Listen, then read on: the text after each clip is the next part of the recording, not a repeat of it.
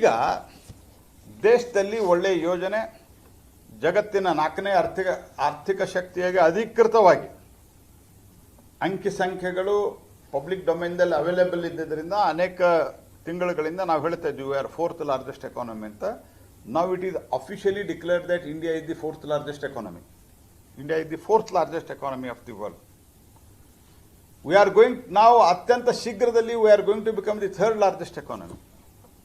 ದೇಶದೊಳಗೆ ಇನ್ಫ್ರಾಸ್ಟ್ರಕ್ಚರ್ ಬೆಳೆಯೋದು ಬೇಡ, ಇದೇ ಭ್ರಷ್ಟಾಚಾರ ಮುಂದುವರಿಬೇಕಾ? ಹಾಗಾಗಿ ಇವ್ರ ಕಾಲದಲ್ಲಿ UPA ಕಾಲದಲ್ಲಿ ಏನಾಗಿತ್ತು, ಈ ಯೋಜನೆಗೆ 2012-13ರಲ್ಲಿ 40,000 ಕೋಟಿ ಕೊಟ್ಟಿದ್ರು.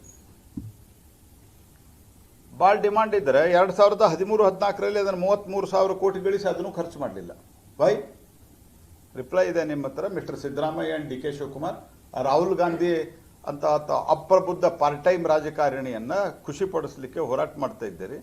He is A part time non serious politician. ಈಗ 2,86,00,000 ಏರಿದೆ ಅದು. ಆನಂತರ ಓವರಾಲ್ 10 ವರ್ಷದಲ್ಲಿ 8,53,000 ಕೋಟಿ ಕೊಟ್ಟಿವಿ ನಾವು. 2014ರಲ್ಲಿ ಒಟ್ಟು ಸೃಜನೆ ಆದಂಥ ಉದ್ಯೋಗ 1,660 ಕೋಟಿ ಇದ್ದರೆ ಮಾನವ ದಿವಸಗಳು, ಈಗ 3,210 ಕೋಟಿ ಆಗಿದೆ. ಯಾರು ಜಾಸ್ತಿ ಕೊಟ್ಟಿದ್ರು, ಯಾರು ಕಮ್ಮಿ ಕೊಟ್ಟಿದ್ರು?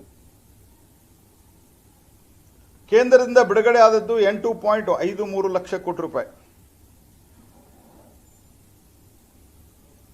ಮತ್ತು ಮಹಿಳೆಯರ ಭಾಗವಹಿಸಿಕೆ 48% ಇದ್ದಿದ್ದು 57% ಆಗಿದೆ. ಈಗ ಇದರ ಸ್ತರ ಜಾಸ್ತಿ ಮಾಡಿ ನಾವು ಒಂದು ಒಳ್ಳೆಯ ಇನ್ಫ್ರಾಸ್ಟ್ರಕ್ಚರನ್ನು ಕ್ರಿಯೇಟ್ ಮಾಡಬೇಕು, ಭ್ರಷ್ಟಾಚಾರವನ್ನು ತಡೆಯಬೇಕು. ನೋ ಉತ್ಪ್ರೇಕ್ಷೆ, ನೋ ಊಹಾಪೋಹ. ತಾಜಾ ಸುದ್ದಿ, ನಿಖರ ಮಾಹಿತಿಗೆ ಬ್ರೌಸ್ ಮಾಡಿ ವಿಜಯವಾಣಿ.net. QR ಕೋಡ್ ಸ್ಕ್ಯಾನ್ ಮಾಡಿ ಆಪ್ ಡೌನ್ಲೋಡ್ ಮಾಡಿಕೊಳ್ಳಿ.